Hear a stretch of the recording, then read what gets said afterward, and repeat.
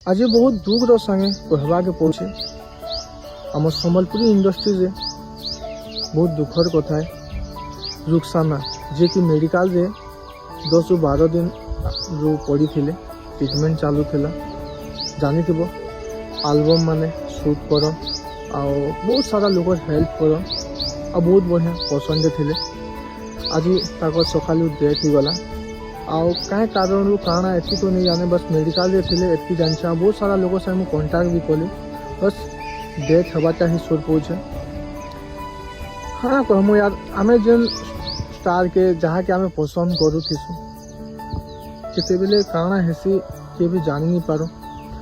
Just आमे video माने नुआ नुआ एल्बम माने किछि दिन तले देखी थे लोग सोच भी नहीं पी कि मेडिकल ट्रीटमेंट अच्छे काली 2 दिन तले पीते आज सोच पहुँचू कि डेथ हो गई।